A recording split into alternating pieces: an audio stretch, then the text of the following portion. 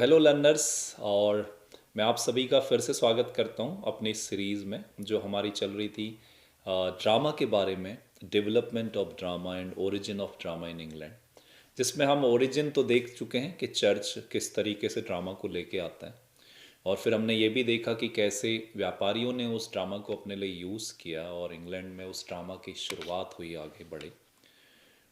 And thereafter, we also discussed that how English people were influenced by suddenly the classical models of Latin and Greek drama. और फिर हमने देखा कि अचानक से फिर एक ऐसी चीज़ आई कि हमें क्लासिकल मॉडल को फॉलो करना चाहिए, जो कि हम राल्फ रॉयस्टर डॉयस्टर, पहली कॉमेडी आई थी, गॉर्बोडक आई थी ट्रेजेडी, जिसको सेनिकन ट्रेजेडी भी कहा जाता है, जो सेनेका पूरी तरह क्लासिकल मॉडल पे बेस्ड लिखते थे, इटालियन। तो या फिर हमें अपना रास्ता चुनना चाहिए, और यहाँ पे मैंने पिछली सीरीज को छोड़ा था। तो इंग्लिश ड्रामा अपने रास्ते को चुनने के लिए तैयार था और क्लासिकल मॉडल्स के साथ समझौता करने को तैयार था।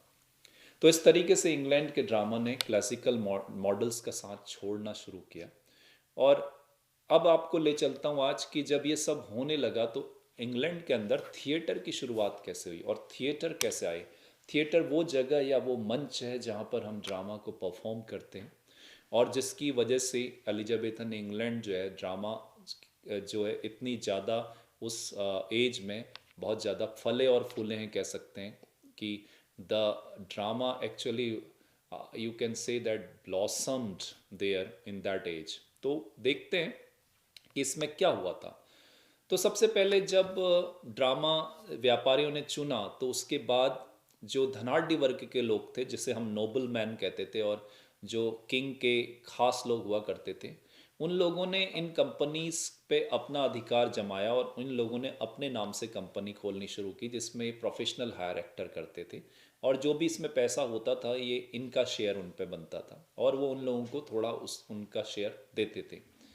तो इस तरीके से ये लोग एक ऐसी जगह की खोज में थे कि जहाँ पर ये परमानेंटली दिखा सकें, क्योंकि अभी तक गलियों में चीज़ चल रही थी, पेजेंट्स में चल रही थी, जो गाड़ियाँ होती थी उनमें चल रही थी, और एक एक जगह की तलाश थी। एक और बड़ा इंटरेस्टिंग पहलू है कि उस ज़माने में अगर कोई आदमी जो है ड्रामा में एक्ट करना चाहता था, तो इनको किसी न किसी कंपनी के साथ जुड़ना ही पड़ता था, और एक कंपनी की उस फैमिली के नाम से होती थी, जिस जो नोबल फैमिली या जो अमीर लोग इनको चलाते थे। जैसे मैं फॉर एग्जांपल कहूँ कि लॉर्ड चैम्बरलेन सर्वेंट एक कंपनी का नाम था, तो इसको लॉर्ड चैम्बरलेन की कंपनी थी। ऐसे ही मैं कहूँ लॉर्ड एडमिरल्स मैन, तो ये एक अलग कंपनी थी। तो इस तरीके से लॉर्ड के जो नाम थे उनके नाम से कंपनी थी, और अगर किसी एक्टर को इन कंपनीज का नाम नहीं दिया गया और दो मजिस्ट्रेट का लाइसेंस नहीं मिला कम से कम, तो उसको, ये पार्लियामेंट में एक्ट पास हुआ था एलिजाबेथन पार्लियामेंट में, कि वो पूरी तरीके से एक नकारा आदमी साबित होगा, या उसे रोग करार दिया जाएगा, आवारा, या उसको कहीं से कोई मान्यता नहीं मिलेगी। तो किसी न किसी नोबल फैमिली के अंडर जो है आपको जुड़ना ही पड़ता था, और उसका आधिपत्य स्वीकार करना पड़ता था एज ए मास्टर। खैर, इन चीज़ों के चलते चलते एक जगह इंग्लैंड के अंदर फेमस होने लगी, जहाँ ये नाटकों की शुरुआत सी होने लगी, और वो लंदन इन नाम था उसका। लंदन इन यानी लंदन सराय। और उस सराय के अंदर जो है एक जो जगह पे आंगन में एक बड़ा स्पेस था, और लोग एक ख़ास जगह उसे बनाने लगे कि इस जगह पे हम लोग नाटक कर सकते हैं, और लोगों की भीड़ वहाँ जुटने लगी। तो हुआ ये कि जब ये नाटक यहाँ पर होने लगे तो भीड़ जुटने लगी, तो कुछ अपराध बढ़ने लगे, और कभी किसी की जेब काट दी जाती थी, कभी लड़ाई झगड़े हो जाते थे, कभी एक्साइटमेंट के दौरान हाथापाई भी हो जाती थी नाटकों को देख के, और कभी कोई किसी पे कमेंट कर दे, छींटा कशी कर दे, तो वो भी एक माहौल बिगाड़ता था। तो लंदन अथॉरिटी को इसकी चिंता होने लगी, और उन्होंने इस बात पे खेद जताया कि लंदन के बीचों बीच एक माहौल ख़राब करने की साजिश चल रही है, इसके बहाने की नाटकों के बहाने ये सब गड़बड़ हो रहा है। तो लिहाजा एक प्रस्ताव आया गया कि जितने भी नाटक या थिएटर की एक्टिविटीज़ हैं वो शहर से बाहर, नदी के बाहर के इलाके में किया जाए, और नदी के बाहर के इलाके में उस ओर, जो साउथ का इलाका था, उस ओर जाके ये किया जाए, और वहाँ पर एक जगह को सेंटर बनाने जाने की अनुमति मिली। और ये जगह दोस्तों आप सभी से वाकिफ़ हैं, इस जगह से आप सभी लोग, ये जगह वही जगह है जहाँ पर चौसर के पिलग्रिम्स ठहरते हैं। जब चौसर अपनी prologue to the Canterbury tale लिखता है तो इस जगह का जिक्र है। और ये सराय का नाम है टैबर्ड इन। तो टैबर्ड इन को एक सेंटर ऑफ थिएटरिकल एक्टिविटीज़ बनाने की पहल शुरू हुई। और इस तरीके से पहली बार ड्रामा इस लंदन के बीचों बीच से उठ के नदी पहाड़ पार सिटी के बाहर मूव हुआ, जिससे कि लंदन के नागरिकों को असुविधा का सामना न करना पड़े। लेकिन क्या टैबर्ड इन ही जो है थिएटर के रूप में ढल पाया, ये एक क्वेश्चन था।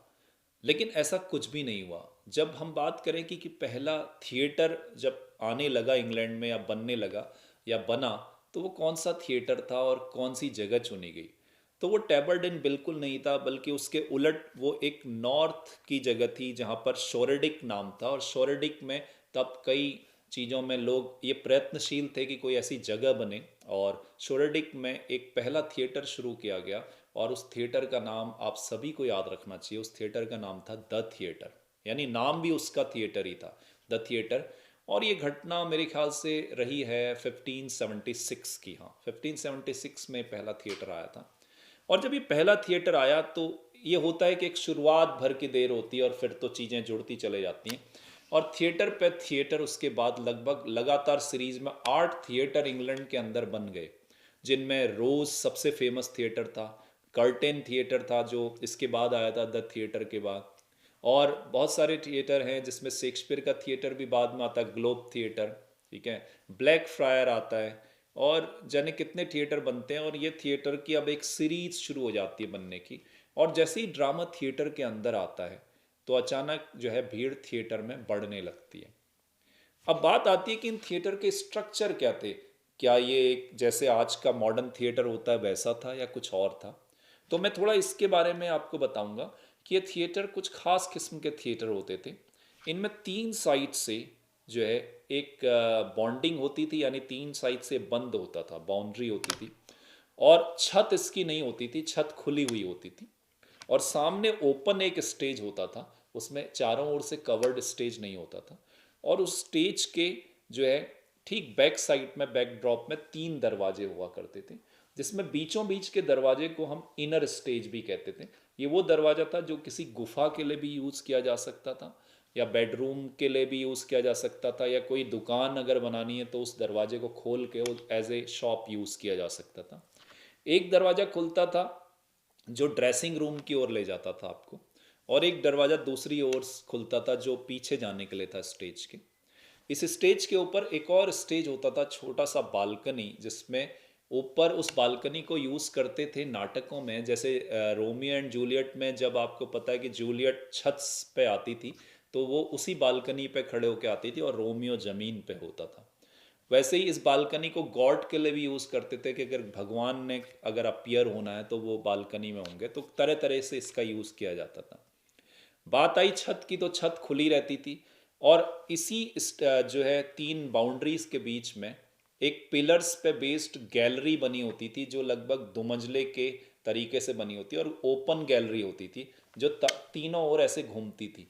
और वो ओपन गैलरी जो है इलाइट लोगों के लिए होती थी, जैसे कभी रानी आए या फिर दरबारी आए और बड़े लोग नॉबल्स आए, तो वो ऊपर ओपन गैलरी से देखा करते थे। नीचे लोग फर्श में बैठा करते थे और सामने ओपन स्टेज में चीज़ें हुआ करती थी। ये काफ़ी इंटरेस्टिंग सेटअप था।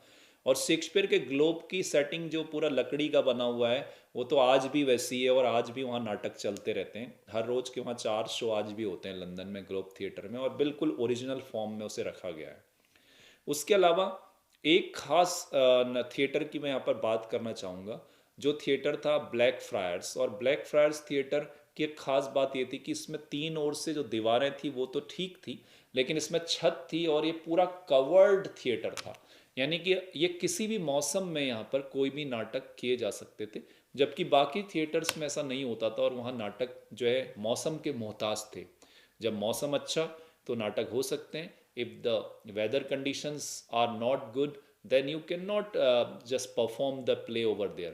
But in case of Blackfriar, this was a diametrically opposite scenario, where in Blackfriar it was covered from all over, and it has a very good roof, and this actually has a good space also.